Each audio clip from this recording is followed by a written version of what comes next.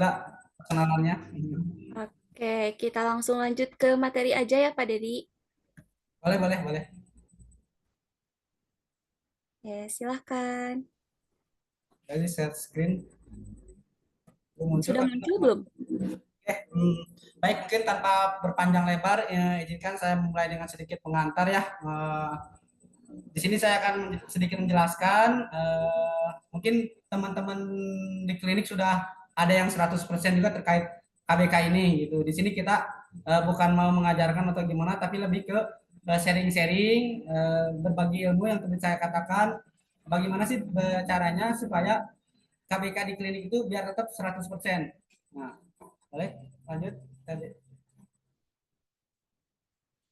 Lanjut, Dila. Pengertian umum apa sih KBK itu? Sebenarnya KBK itu kapitasi berbasis komitmen pelayanan.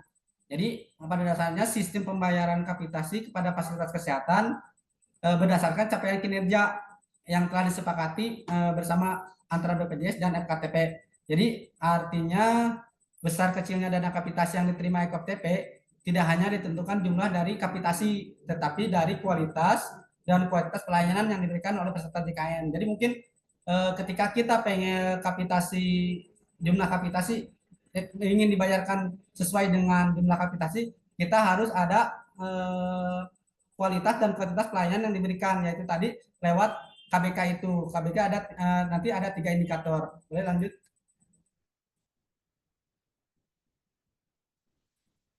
Next.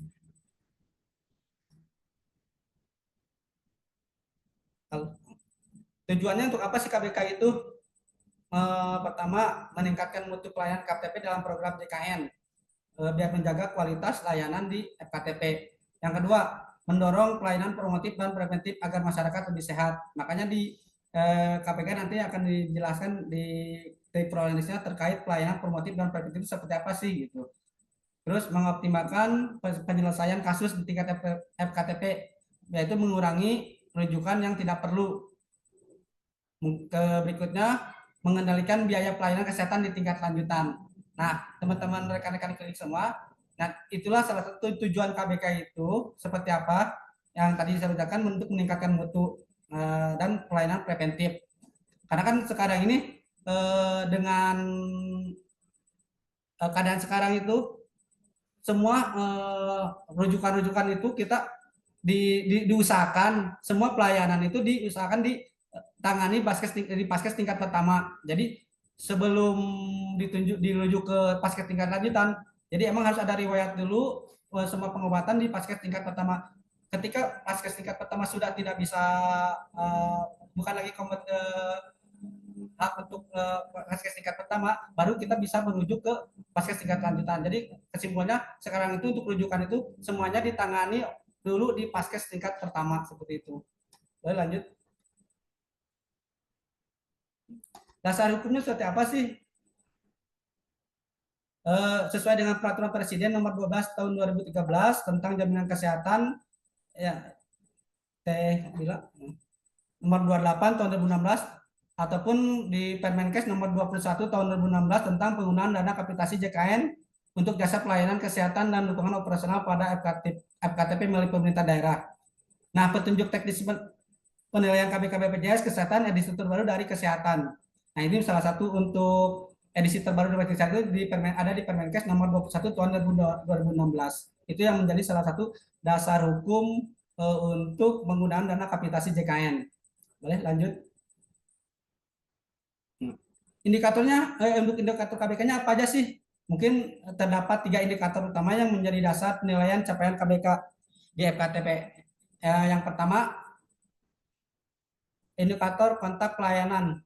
Nah, jadi jumlah peserta JKN yang mendapatkan kontak pelayanan kesehatan di FKTP dalam periode tertentu biasanya per bulan kan ya. Nah, kontak pelayanan mencakupi seluruh interaksi antara peserta dengan tenaga kesehatan baik secara langsung tatap muka maupun tidak langsung ataupun ada telemedicine ataupun sistem pikir BPJS. Nah, itu salah satu indikator kontak pelayanan di paskes tingkat pertama. Nah, ini ada indikator kinerja yang tadi KBK pertama. Indikator KBK itu apa aja sih? Yang pertama angka kontak. angka kontak ini bobotnya sekarang 40%. Targetnya lebih dari 150%.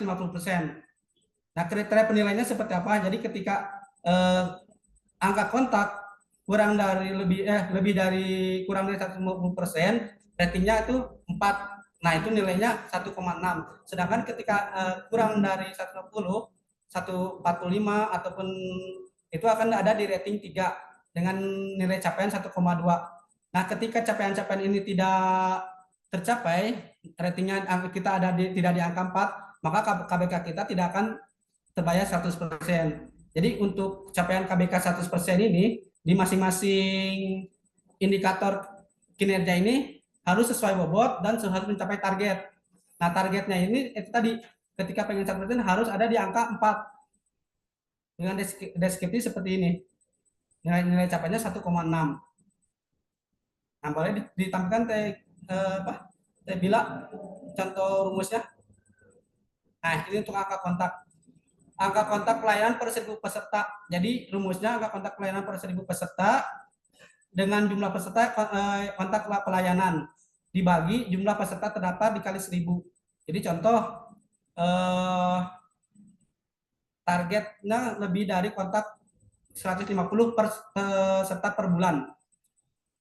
Boleh di slide lagi dikit nih, ada contohnya, contoh rumusnya.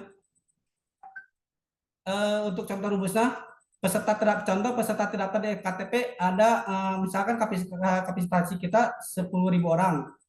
Nah, peserta yang mendapat pelayanan per bulan 1.650. Jadi kontak layanannya itu 1.650 dibagi 10.000 dikali 1.000 dikali 10.000 dikali 1.000. Jadi angka kontak yang harus kita capai itu 165 per 1.000 peserta.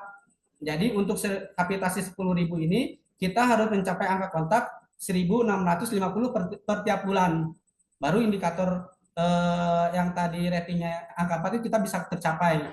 Jadi target tercapainya itu lebih dari 150. Jadi kalau emang peserta kapitasi kita 10.000, maka untuk angka kontaknya itu kita minimal harus 1.650 per bulan.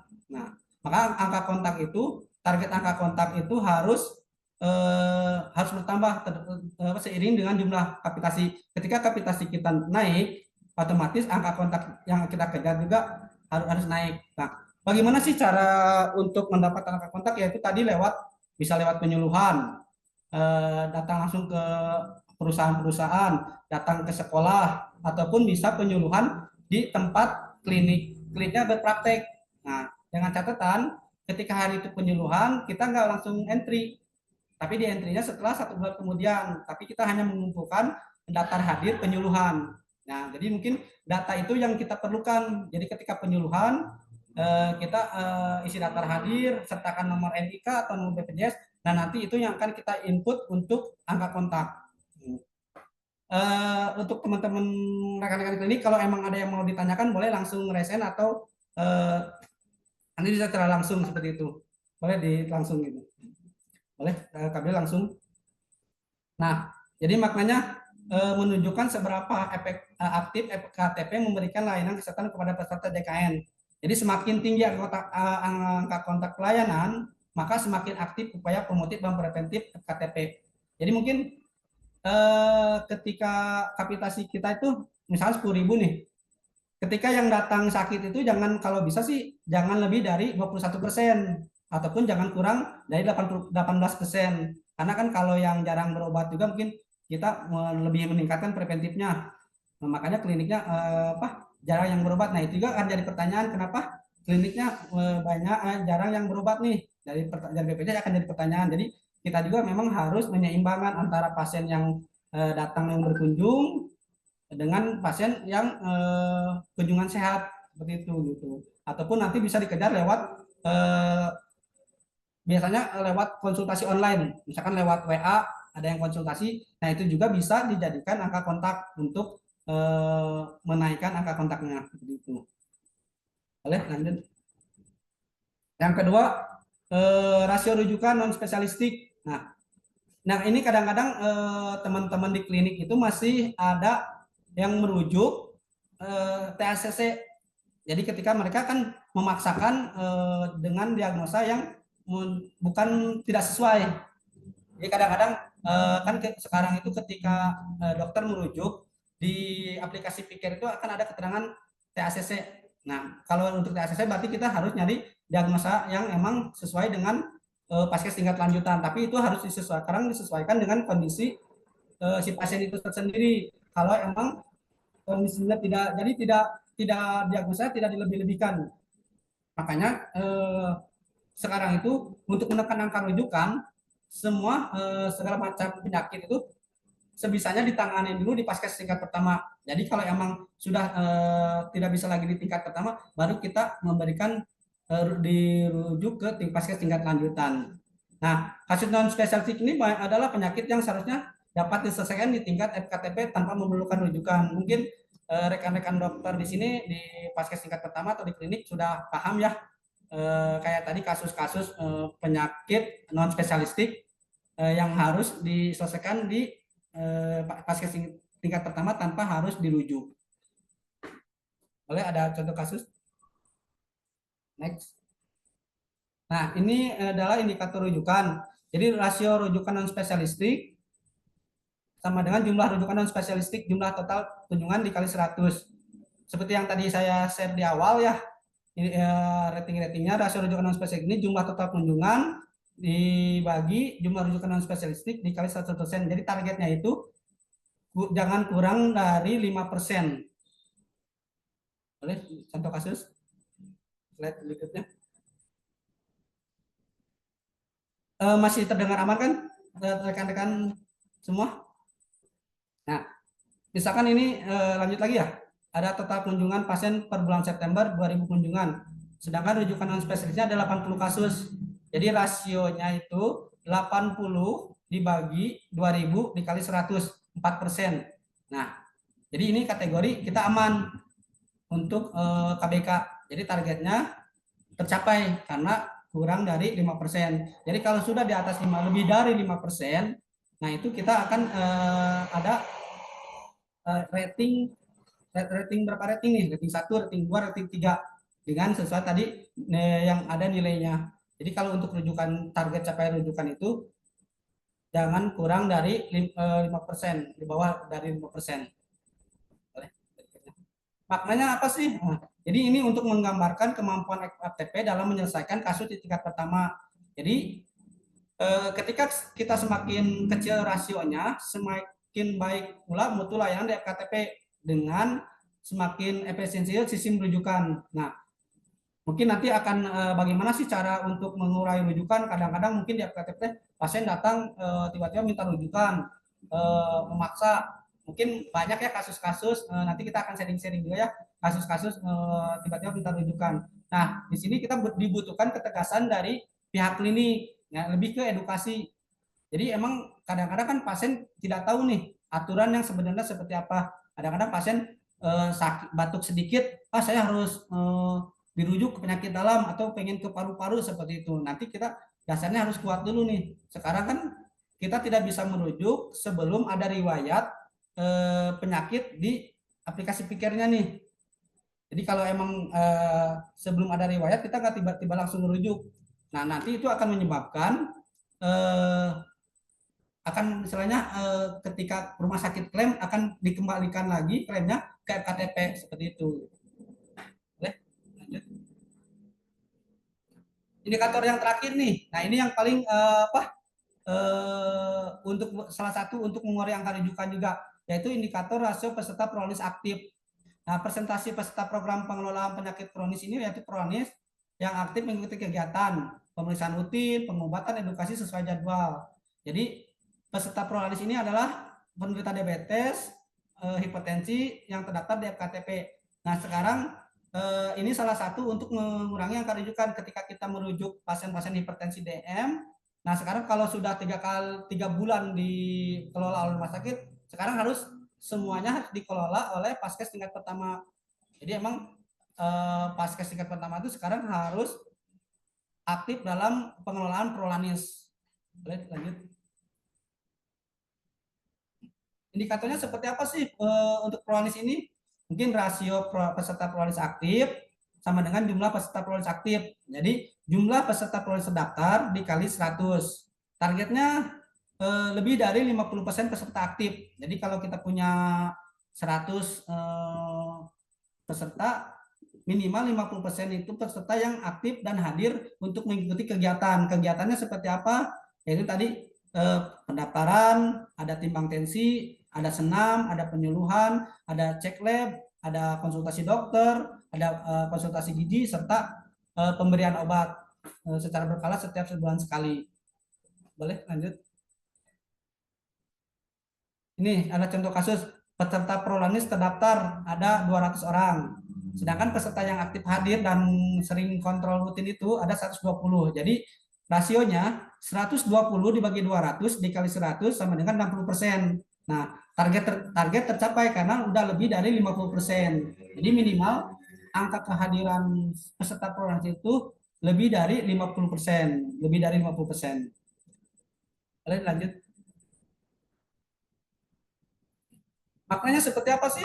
Ini untuk menunjukkan keberhasilan FKTP dalam mengendalikan penyakit kronis secara berkesinambungan untuk mencegah komplikasi dan rawat inap. Jadi sebenarnya Prolanis ini salah satu indikator yang diwajibkan oleh BPJS supaya untuk pertama untuk mengurangi angka rujukan karena si pasien dikelola sepenuhnya oleh klinik, yaitu tadi dengan cara edukasi, senam, pengobatan obat secara rutin. Ya alhamdulillah emang terbukti sih ketika pasien-pasien yang rutin mengikuti tiap bulan Prolanis dalam 1 tahun mereka mengalami kenaikan yang begitu bagus. Nah, nanti ketika ada pasien yang tidak terkontrol, misalnya tensinya tinggi, gulanya tinggi juga, nah itu baru kita akan rujuk kembali seperti itu. Nanti setelah mendapatkan resep dari vaskes tingkat lanjutan atau dokter spesialis, baru akan dikembalikan pengeluarannya ke klinik. Jadi sebenarnya rumah sakit itu sekarang hanya untuk perubahan resep dan pengecekan ulang oleh dokter spesialis. Maka sekarang sepenuhnya untuk pengelolaan Prolanis sepenuhnya dikelola oleh vaskes tingkat pertama. Boleh lanjut. Jadi mekanisme penilaian dan capaian KPK seperti apa sih? Capaian presentasi, capaian imbalan kapitasinya. Ya ketika lebih dari 90% targetnya adalah 100% kapitasi. Jadi ketika kapitasi kita mau dibayar penuh istilahnya, maka KBK-nya itu harus 100%. Yaitu tadi indikatornya adalah angka kontak, rujukan, dan Prolanis. Jadi ketika sangat baik itu sudah mencapai lebih dari 90% ataupun 100%. Kalau sekarang sih 100% gitu. Untuk baiknya 80 sampai 94%. Misalnya 90% capaian dari 90 kapitasi, 50% kapitasi. Nah, ketika yang kurang dari 80%, nah ini kan potongan insentif sesuai dengan ketentuan BPJS. Jadi mungkin untuk yang kapitasi di atas 5.000, sekarang mungkin itu KBK sudah mulai diterapkan. Jadi BPJS akan melakukan evaluasi capaian KBK setiap bulan berdasarkan data yang masuk dari sistem pikir dan laporan Prolanis. Jadi nanti akan di sistem pikir itu akan ketahuan nih mana yang capaian yang target dan capaian yang belum tercapai. Jadi mungkin teman-teman klinik bisa mengevaluasi dari sistem pikirnya nih. Oh, bisa di angka kontaknya kah yang tidak tercapai, ataupun di rujukannya yang tinggi, yang masih tinggi, atau Prolanisnya yang masih belum jalan. Nah, itu bisa nanti dievaluasi dari sistem pikir, bisa kelihatan nih, misalkan kenapa KBK kita belum 100%. Oh, masih 80% atau 90%. Bisa dilihat dari indikatornya, bisa dilihat dari pikir gitu. Lanjut. Dampak capaian KBK-nya seperti apa sih dampaknya? Oh, sangat berdampak sekali, apalagi kalau mungkin yang kapitasinya di atas 5.000 atau 10.000 ya, sangat akan berdampak. Yang tapi tetap yang kapitasinya masih 10.000 pun akan sangat berdampak karena itu kan untuk operasional klinik itu sendiri seperti itu. Jadi FKTP dengan capaian tertinggi akan memperoleh pembayaran kapitasi secara penuh potensi insentif tambahan. FKTP dengan capaian rendah akan mengalami pemotongan kapitasi, yaitu tadi kalau tidak tercapai KBK-nya 97%, ada yang 80%, nah itu akan mengalami pemotongan kapitasi. Nah, menjadi perhatian dalam pembinaan mutu dan dinas kesehatan ataupun BPJS. Jadi sangat yang tiga ini sangat berpengaruh. Nah, tapi ada juga indikator-indikator yang lainnya seperti sekarang ada antrian online, ada screening, ada pun baiknya apa namanya penggunaan BJKN, nah, kayak seperti itu. Lalu lanjut, faktor-faktor apa aja yang mempengaruhi capaian KBK? Jadi pertama kepatuhan input data dipikir. Jadi emang yang banyak keluhan itu dari SDM nih di masing-masing klinik. Bagaimana sih menginputnya? Nah, mungkin kita nanti akan diskusikan bareng-bareng ya. Ataupun aktivitas kunjungan rumah posyandu dan posbindu. Terus pemanfaatan telemedicine untuk konsultasi daring. Itu bisa saya jelaskan. Jadi bisa untuk menaikin angka kontak itu bisa lewat telemedicine atau yang konsul lewat WA juga bisa di entry itu teh gitu. Terus kedisiplinan peserta prolanis untuk mengikuti kegiatan. Jadi tadi peserta prolanis itu wajib hadir di atas 50%. Nah, bagaimana caranya? Yaitu kita harus membuatkan satu komunitas. Terus kemampuan tenaga medis menyelesaikan kasus tanpa rujukan. Nah, itu mungkin yang PR-PR di lapangan. Bagaimana sih tidak semua penyakit harus dirujuk. Nah, itu yang akan perlu edukasi-edukasi oleh tenaga kesehatan, baik di bagian pendaftaran ataupun dokternya. Khususnya dokternya sih, bagaimana sih caranya kita menyelesaikan kasus tanpa harus dirujuk. Nah, seperti itu. Baru ketika emang penyakit ini sudah kompetensi dokter spesialis, baru kita akan merujuk. Tapi selama masih kita bisa tangani di pasien singkat pertama, sebisa mungkin tidak dirujuk seperti itu. Boleh lanjut. Nah, ini contoh format laporan capaian KBK ya. Kontak pelayanan, rasio menunjukkan spesialistik, peserta prolanis aktif.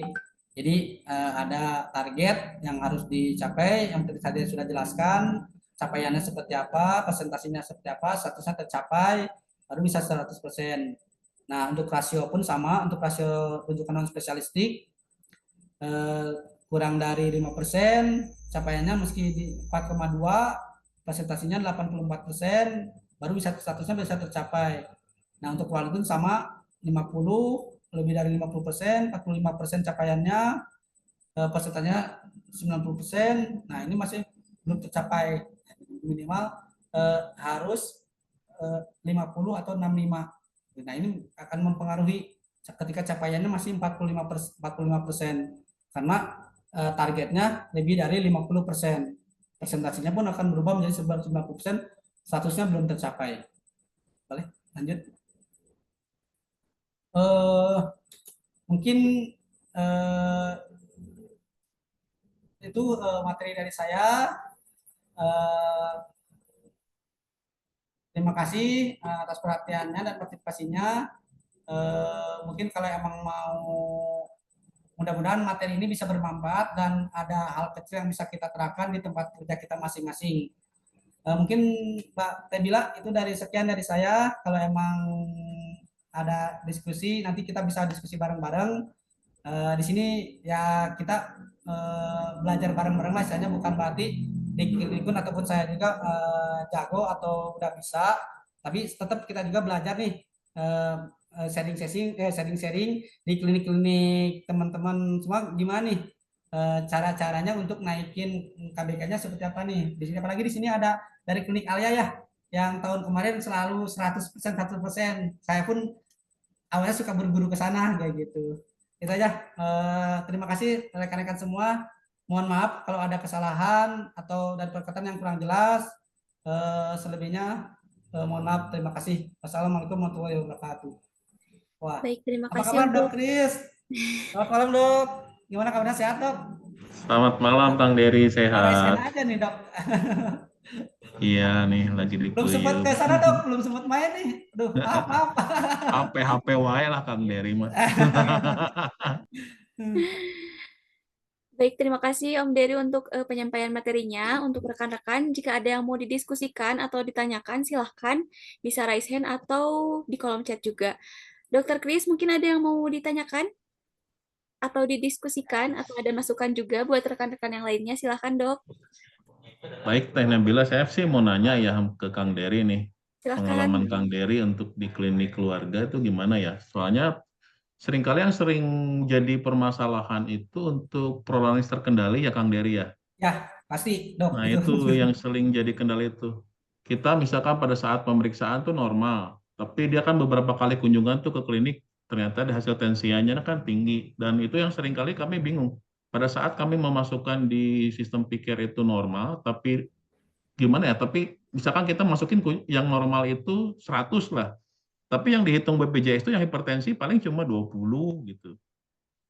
Ya, itu mungkin yang kami pertanyakan tuh kenapa ya? Gimana caranya? Mungkin ada hal-hal yang bisa dibagikan mungkin teman-teman di klinik itu sih yang paling paling mencolok tuh yang hipertensi itu yang kami yang nggak pernah sampai target. Padahal kami pasien-pasien yang prolanis dan yang hipertensi terus normal itu pada saat pemeriksaan itu cukup banyak, tapi yang diakui oleh BPJS-nya nih yang sistemnya kami pun sampai saat ini masih belum dapat jawabannya Pak untuk yang prolanis ini, terutama untuk yang hipertensi juga mungkin diabetes, mungkin ada tips yang bisa dibagikan kepada kami kalau terkait kunjungan kunjungan kunjungan tadi yang seperti Kang Dery lakukan ya kunjungan sehatnya yang dibanyakin atau gimana Kang Dery yang tadi ya bagi minta-minta apa?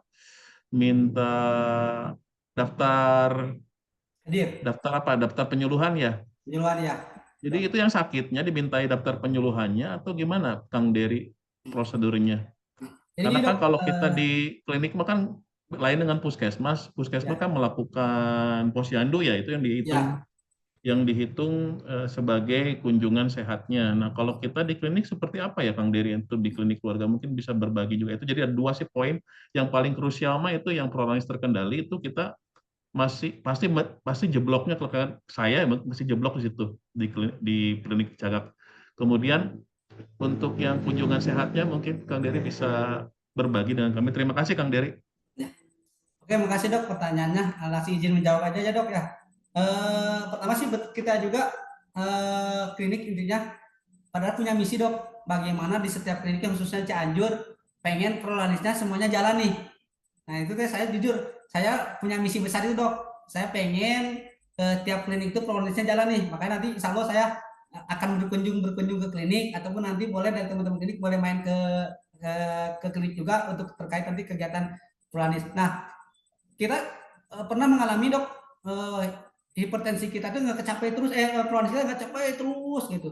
Ternyata setelah dicek, begitu pasien sama dokter, begitu pasien kontrol, terus sama pasien sama dokter langsung didiagnosa hipertensi, Dok. Nah, ketika ada diagnosa hipertensi itu langsung dimasukin ke kehitungannya prolanis. Jadi semakin tinggi nih yang pasien hipertensinya. Nah, maka sekarang itu kita siasati ketika pasien dengan darahnya tinggi, kita jangan langsung diagnosa hipertensi nih. Nah, ketika kita memberikan diagnosa hipertensi itu setelah kita akan memberikan rujukan ke rumah sakit, baru kita akan diagnosa. Karena itu akan otomatis dia akan masuk prolanis. Tapi ketika dia 3 kali tensinya normal, berarti kita nggak masukin data apa namanya diagnosa hipertensi. Terus kita tidak rujuk. Misalkan ada contoh pasien kunjungan pertama nih darahnya tinggi nih, ya udah kita kasih amlodipin. Nah, kita nggak langsung masukin diagnosa hipertensi, Dok, nggak langsung didiagnosa hipertensi. Nah, kunjungan berikutnya nih, oh masih ada nih sampai kunjungan berikutnya ketiga kalinya ternyata normal nih setelah minum itu, oh kita langsung berarti dia tidak mengarah ke hipertensi, ya udah kita nggak usah diagnosa hipertensi. Soalnya kalau kita langsung masukin diagnosa hipertensi otomatis prolanis kita itu akan terhitung jadi yang tidak terkendali itu, Dok. Padahal pasien-pasien yang normal tapi ketika dia datang pertama langsung didiagnosa hipertensi, nah akan masuk hitungan, Dok. Diagnosa hipertensinya banyak gitu. Makanya kemarin kita sortir lagi pasien-pasien yang diagnosa hipertensi, langsung kita diarahkan nanti kita hapusin dari prolanisnya seperti itu, Dok. Bisa dipahami, Dok? Ya kami juga sudah lakukan itu ya untuk pasien-pasien yang di tensi ya di nurse station gitu tinggi dan kami kasih kayak di medisi itu kayak kayak macam apa tag lah kalau pasien hipertensi baru tidak langsung dimasukkan diagnosa karena itu kan menambah Ya, diagnosa betul. hipertensi itu sudah kami lakukan tapi maksud saya itu untuk pasien-pasien yang memang sudah terdiagnosa dan memang masuk ke dalam Prolanis. kriteria hipertensi ya ada misalkan 90 orang yang masukin kita 100 orang lah anggap kriteria itu. Dan kita periksa misalkan selama kunjungan itu ada 50 orang, Mm. 50 orang yang hipertensi itu dan normal lah kita bilang. Tapi yang diakui oleh sistem BPJS-nya itu cuma 20 gitu, Kang Dery. Itu yang Oh, yang diklaimkannya nah, atau yang diklaimkannya apa gimana? ya Kalau itu yang bukan yang diklaimkan tapi nanti ya pada oh ya, saat jadi report gini dok, akhirnya gitu ini di situ jadi di sistem hapisnya pengumputannya di pikernya. pen diagnostiknya. Jadi kita emang harus rutin nih ketika misalkan dokter kegiatannya hari apa nih? Ada peserta 100 orang kegiatannya di hari Sabtu, minggu pertama misalkan. Nah, itu teh harus rutin tiap bulan di input di tanggal yang sama. Nah, terus berikutnya hari berikutnya kita akan input ulang, dok, diinput ulang untuk kontrol kontrol berikutnya. Jadi inputan pertama itu harus dengan pen diagnostiknya diinput secara lengkap. Nah, itu akan ada angka kepatuhan di situ. Mungkin di pen diagnostiknya tidak lengkap dok penginputan sistem di pen diagnostiknya. Jadi kita penginputan di pelayanan, ketika pelayanan akan muncul pen diagnostiknya di ujung sebelah kanan nih. Nah, itu harus diisi semuanya lengkap. Nah, itu nanti bisa dicek kembali dok, apakah pengentriannya sampai pen diagnostiknya enggak. Kalau pengentriannya tidak sampai pen diagnostiknya, itu tidak akan terhitung. Itu pasien-pasien itu gitu. Kayak gitu sih dok. Tapi nanti mungkin itu tadi bisa dicek kembali. Karena kan ada dua kepatuhan dok. Kunjungan obat. Nah, itu tadi entry berikutnya untuk kunjungan obat dok. Biasanya untuk posyandu itu pengambilan obat itu secara barengan, apakah terpisah? Nah, itu Kalau di pengambilan obat kami itu kegiatannya gimana? berbarengan dok. Jadi ada senam, penyuluhan, pemeriksaan, timbang badan, tensi, terus konsultasi dokter, obat dan gizi gitu. Jadi penginputannya langsung hari itu juga diinput berikut untuk kunjungan obatnya gitu. Itu Jadi obatnya untuk 1 bulan, Pak Dery. ya untuk 1 bulan. Jadi kita kerjasama dengan apotek BPJS. Jadi kita setor kunjungan, baru dikasih obat. Nah, biasanya kita ambil dulu obatnya, baru kita bikin kunjungan seperti itu gitu. Jadi pas begitu peserta kegiatan di sini tuh obatnya sudah ada gitu. Nah, itu akan menjadi indikator kepatuhan. Pertama kehadiran, kepatuhan kedua kepatuhan minum obat. Seperti itu dok, salah satu indikatornya untuk prolanis. Jadi itu tuh semua anggota prolanisnya pasti PRB kalau gitu kan ya. Ya, jadi otomatis apakah nah dok perlu ditanyakan lagi, apakah sudah di PRB belum? Kalau sudah misalkan di Nah, prolanis, kita itu kan langsung prosedur prolanis supaya nih. PRB gimana? Rata-rata tuh banyak dari peserta kami itu yang prolanis tapi belum ikut PRB karena ya tadi Nah, kan kalau PRB kan otomatis harus dirujuk dulu. betul. Dirujuk dulu kan di rumah sakit, ya kami sih nggak tahu ya di rumah sakit apakah setelah setelah berapa kali kunjungan baru dikembalikan karena seringkali yang jadi problem itu adalah ketika dirujuk itu kan rumah sakit tuh kadang-kadang ada beberapa rumah sakit atau klinik utama lah yang nggak balik-balikin pasien tuh biarin aja dikukut tapi kita yang bingung jadinya nggak datang Nggak sih dok, sebagai peserta sekarang mah rumah sakit juga ada indikator dok, nggak boleh lebih dari 3 bulan harus dikembalikan ke paskes tingkat pertama dok. Jadi pengelolaannya semuanya dari tingkat pertama. Oh mungkin dok dokter mah kasusnya pasiennya dari prolanis tapi belum di PRB, kayaknya itu sih dok. Jadi angka ya itu kepatuhan karena minum obatnya nggak kehitung dok. karena Jadi kan mungkin betul 3 bulan tadi. ya bagusnya sini dok gini dok, jangan didaftarkan prolanis dulu sebelum PRB. Jadi kita rujuk ke rumah sakit. Hmm. Nah, setelah dari rumah sakit dikembalikan PRB, kan ada sistem 732 dok ya. Obatnya 7 hari dari rumah sakit, 23 dari apotek BPJS. Nah, baru akan si pasien itu akan dikasih surat rujuk balik nih yang akan diserahkan ke paskes tingkat pertama nih. Ketika kita sudah nerima surat rujuk balik itu SRB itu, baru kita daftarkan prolanis dok. Jadi barengan prolanis PRB-nya daftarnya barengan. Nah, mungkin dokter bisa jadi dokter belum di PRB sudah di prolanis kan mendaftarkan prolanis. Jadi angka kepatuhannya masih kurang karena belum PRB-nya kepatuhan minum obatnya tidak tercapai. Seperti itu. Nah, masalahnya tuh Kang Dery, seringkali pasien tuh ketika dulu-dulu ya, makanya kami karena selalu bermasalah dengan hipertensi, dulu-dulu dokter ya pasien di tensi 150 masuknya hipertensi, langsung dibisikin diagnosa hipertensi. Nah, kami untuk cari peserta yang hipertensi tadi untuk datang ke klinik itu agak susah karena untuk ngerunutnya ya, Iya ya. Jadi memang akhirnya ya kebingungannya di situ sih di lapangan. Jadi memang pasien hipertensi kami nggak pernah mencapai target. Mungkin nih dok dibikininya ada dulu, dibikin kegiatannya dulu dok, dibikinkan kegiatan, nanti diurai permasalahannya dari mana nih, harus sambil jalan dulu nih, sambil diklaimkan, baru kita biar tahu permasalahannya. Jadi kita sistemnya di data dulu dibikinkan apa nomor peserta nih, peserta yang mana prolanis, yang mana sudah PRB prolanis, itu ada di iCare kalau nggak salah dok, ada di iCare. Peserta kita itu misalkan kita punya peserta PRB prolanis berapa, yang prolanis berapa, yang PRB ada di iCare dok, jumlah peserta itu bisa dicek di iCare. Nanti kita oh ini mah bisa lapor ke BPJS, ini mah bukan peserta prolanis kita nih, bisa sudah bukan hipertensi misalkan, dulu pernah nih itu bisa kecek di iCare, di data iCare, boleh di-download di Paskes, mobil JKN Paskes, mungkin dokter punya akunnya, itu bisa dicek, biasa di akun dokter, di akun dokter iCare-nya, itu akan terlihat nih, pasien prolanis kita ada berapa, pasien PRB prolanis kita berapa, pasien PRB-nya ada berapa nih. Nah, bisa disinkron dengan data di rekam medisi. Oh ini mah bukan pasien kita, sudah bukan prolanis. Sekarang kita bisa mengeluarkan mencoret dari prolanis sudah kita sendiri dengan cukup laporan aja gitu datanya. Izin mungkin Kang Dery sounding lah ke Mas Manto, kalau bisa medisi juga ada apa fitur yang bisa nge-tracking ini KBK gitu. Oh siap. Jadi lebih enak. Lebih enak kan selama ini kan kita pakai 2 device tuh kan ya. Ya. Medisi terus Picker kayaknya sama iCare. Oh seberapa biji itu untuk mengkoordinasikan. Mungkin kami aja yang sekarang jumlah pesertanya nggak sebanyak klinik keluarga udah riweh, kalau sebanyak klinik keluarga ya saya nggak tahu gimana tuh cara Kang Dery dan tim untuk mengelolanya ya.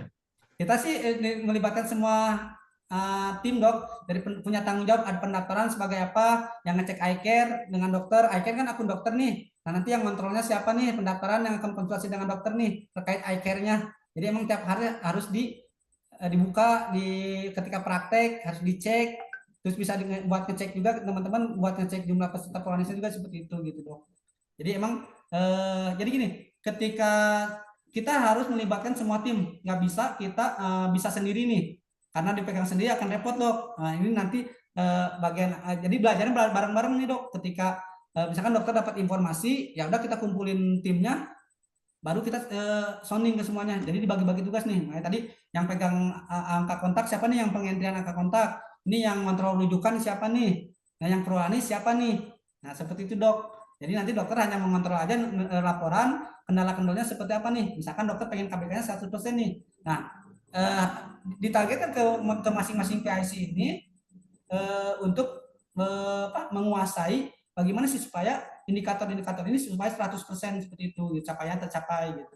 Itu aja sih mungkin dok. Jadi teman-teman pasti akan paham kalau dikasih tanggung jawab seperti itu. Nah, kalau untuk yang kedua dok, izin menjawab untuk yang kedua. Yang pertama kita setiap ini punya, ketika datang misalkan karena di sini kita kerjasama dengan hotel-hotel ya, karena di sini nggak ada industri ya, adanya hotel-hotel ya, sekolah gitu. Jadi ketika kita datang ke sana itu kita langsung minta daftar hadir. Jadi kita ada 2 daftar hadir. Ketika beres penyuluhan, daftar hadirnya kita minta di fotokopi. Nah itu nanti akan kita entry. Nah itu dijadikan database kita. Nanti bulan depan kita penyuluhan lagi, datanya sudah ada nih, tinggal entry ulang gitu, dibikin database. Jadi ataupun ketika pasien yang yang datang walaupun hanya sekedar konsultasi, nah itu kan sebenarnya ke klinik itu nggak mesti sakit sih. Kalau kita prinsipnya datang ke klinik itu nggak mesti sakit. Ketika dia mau timbang tensi doang, ataupun kita mengadain senam dok nih, di kliniknya ada yang senam. Nah kita kan itu bisa diinput jadi kunjungan sehat dok, yang peserta senam itu, gitu.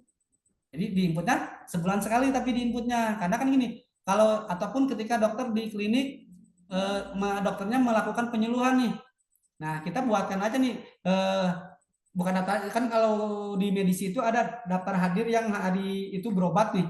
Nah yang hari itu datanya di print aja, tapi diinputnya bulan depan karena tidak bisa diinput di bulan yang sama untuk rawat jalan sama kunjungan sehat. Nggak masa kan yang lagi berobat di entry kunjungan sehat itu tidak akan terhitung gitu. Mendingan di inputnya, tapi ketika penyuluhan itu si pasien yang berobat hari itu datanya diambil, nah di inputnya bulan depan gitu. Itu dok, seperti itu sih. Kita Jadi lebih kalau ke Pam Dery itu kunjungan sehatnya dari itu ya, dari penyuluhan ya. penyuluhan. Ataupun ada yang nge-WA nih dok, nge-WA nanyain jadwal apa-apa. Itu juga bisa jadikan konsultasi online. Dicari datanya di rekam medis, di RME-nya simpan, di copy nanti di entry untuk penyuluhan sehat seperti itu. Jadi kita bikin database sih dok, database yang konsultasi online, konsul apa-apa, itu nanti yang akan diinputkan ke penyuluhan sehat gitu. Pokoknya segala bentuk jenis apapun yang konsultasi ke kita, baik WA apa-apa, udah itu langsung masukin ke penyuluhan sehat aja dok, kayak gitu, gitu. Walaupun dari sebatas nanya jadwal apa-apa, ya seperti itu. Tapi kan tetap mereka tujuannya pengen sehat kan, seperti itu dok. Oke, kayaknya Informasi. ini jadi asik ngobrol ya. Sebelumnya terima kasih Dokter Kris untuk pertanyaannya. Mungkin nanti kalau ada yang masih dibingungkan bisa juga datang main-main ke klinik saat acara Prolanis begitu ya Om Dery ya. Biar Betul. nanti bisa melihat langsung juga Prolanis yang ada di kita bagaimana sistem pengentriannya dan yang lainnya. Sambil ngopi-ngopi juga di klinik boleh. Ini bukan hanya untuk Dokter Kris, untuk rekan-rekan yang lain juga kalau mau main-main ke klinik boleh. Nanti bisa hubungi Bila aja, bisa janjian juga sama Om Dery atau sama Dokter Yusuf. Oke, terima kasih Dokter Kris untuk pertanyaannya. Untuk rekan-rekan yang lainnya, mungkin ada yang mau didiskusikan atau ditanyakan, silahkan boleh di kolom chat atau open mic-nya, atau raise hand juga boleh. Silakan.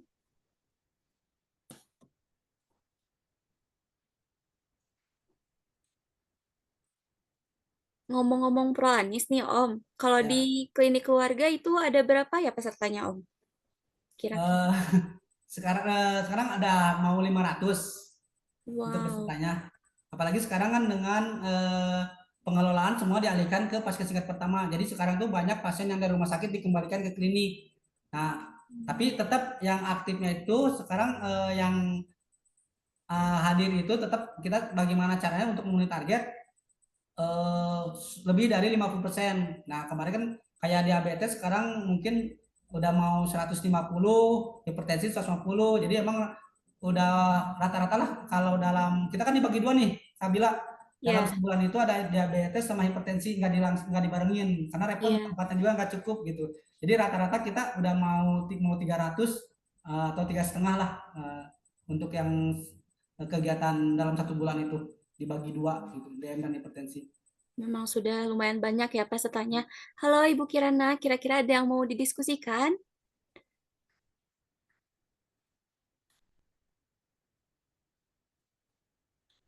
Boleh open mic-nya kalau ada yang mau didiskusikan. Assalamualaikum Om Dery. Waalaikumsalam. Bang, Bu. Gimana kabarnya Om? Alhamdulillah.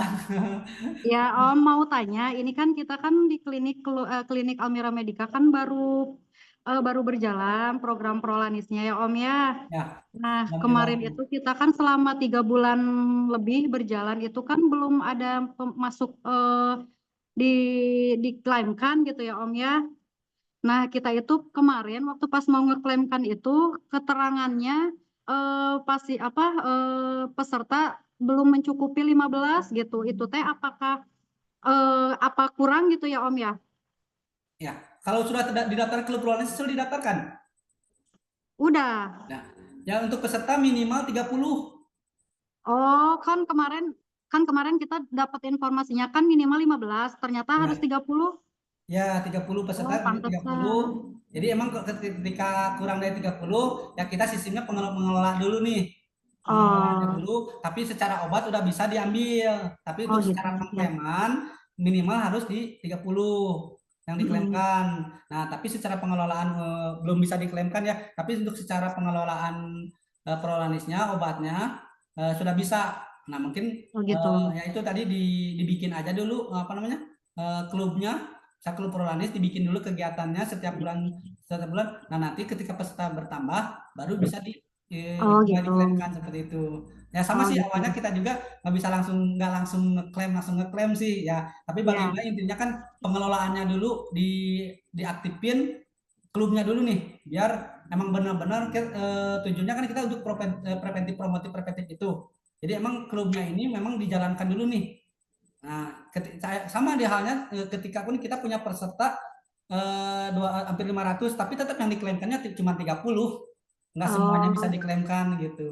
Jadi emang yang diklaimkan itu emang yang sesuai peserta yang dianjurkan BPJS, yaitu 30 gitu. Ketika peserta kurang dari 30, pasti akan ada keterangan klubnya belum belum peserta kurang, masih kurang gitu.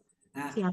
dengan itu makanya bagaimana caranya, tambah lagi pesertanya yang hipertensinya dikelola lagi, dijalankan. Insya Allah kalau itu berjalan, yang penting setiap bulan kegiatannya terus aja Siap. dilanjutkan seperti itu. Gitu. Ya, siap. Terima kasih informasinya Om Dery. Sama-sama, Teteh. Baik, terima kasih Bu Kirana. Ini ada pertanyaan selanjutnya Om dari Pak Sony, Klinik Anugerah. Kalau cara mengelola Prolanis gimana Pak Dery biar peserta bisa hadir, mengumpulkan pesertanya bagaimana? Oh, oke, terima kasih pertanyaannya.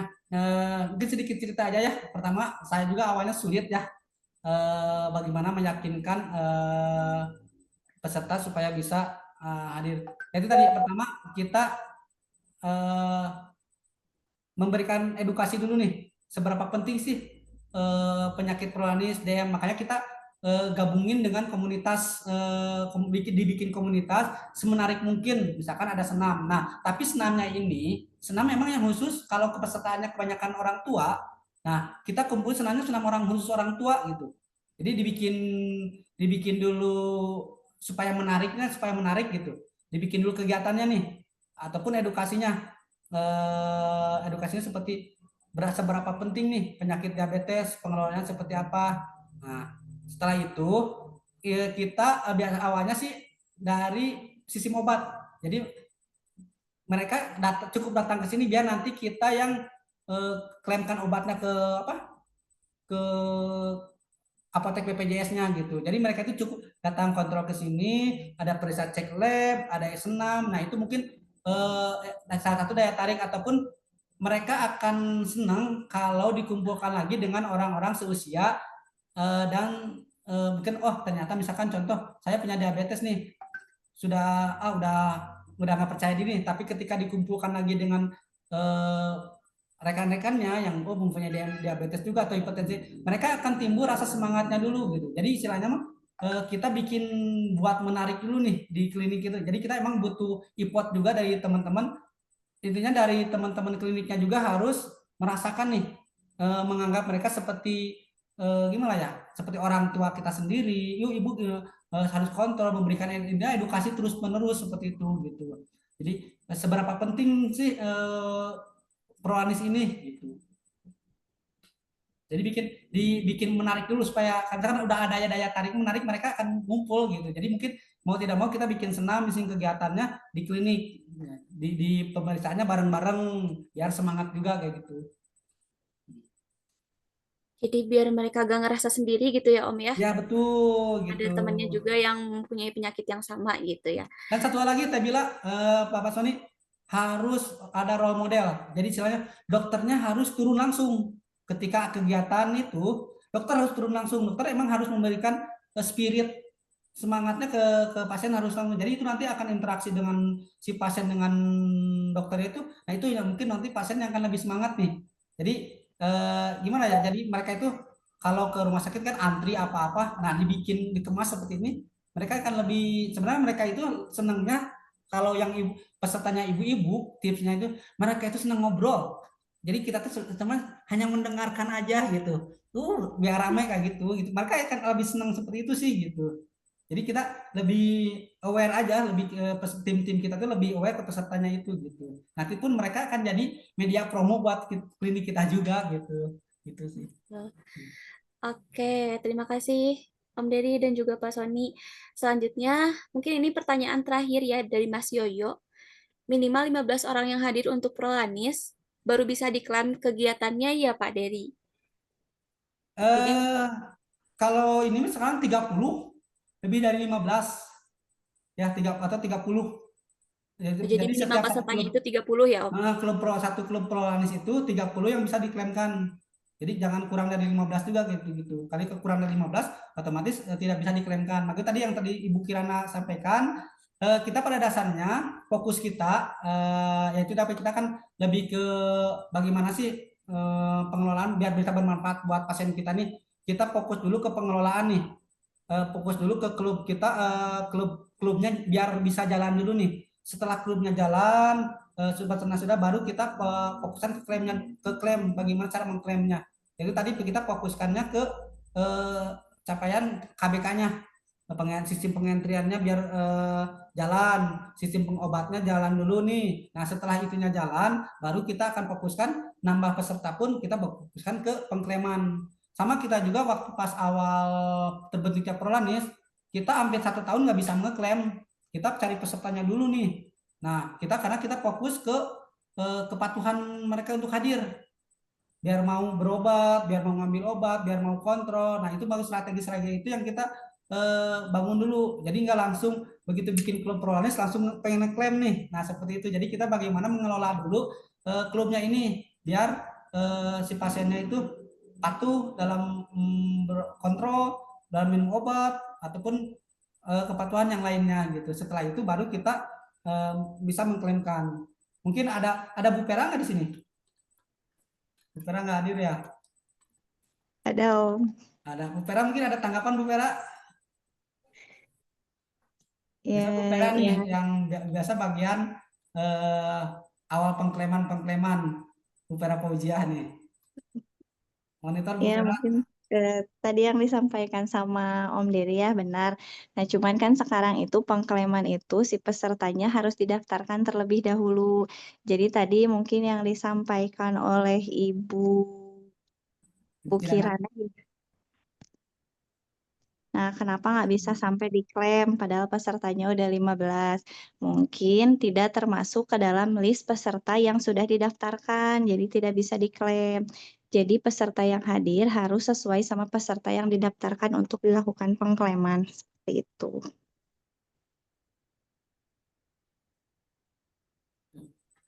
Mungkin itu bisa terima kasih Bu Pera. Terima kasih Bu Vera. Baik. Nah, untuk 30 orang itu kriterianya seperti apa? Apakah 15 pasien dengan diagnosa HT dan 15 pasien dengan diagnosa DM atau bagaimana, Om Dery? Nah, kita mau pilih nih. Kalau pesertanya banyak hipertensi, berarti kitanya dapat bikin klubnya klub hipertensi.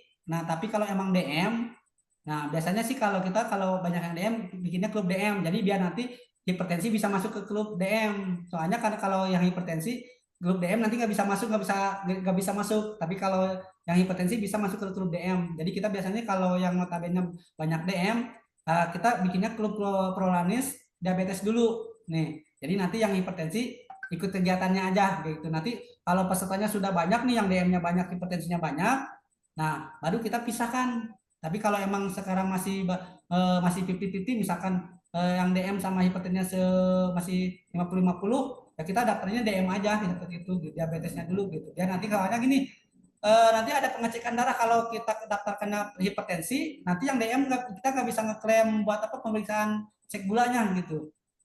Gitu. Jadi makanya kita DM pemeriksaannya gitu. Baiknya didaftarkan klub Prolanisnya diabetesnya dulu gitu.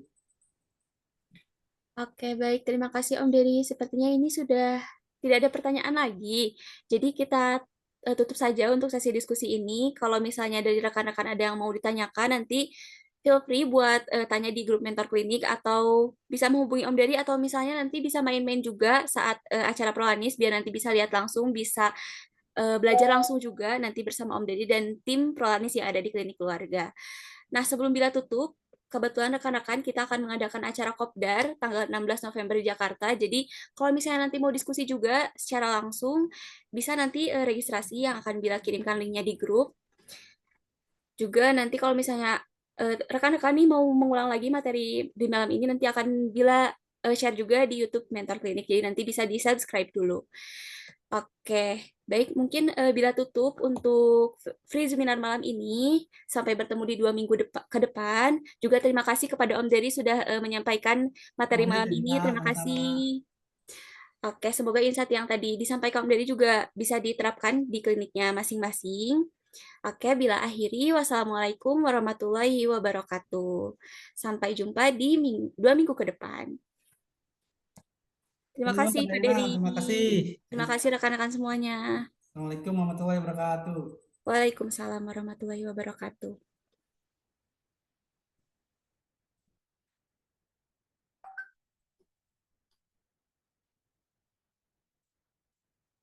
Izin live ya. Ya, silakan.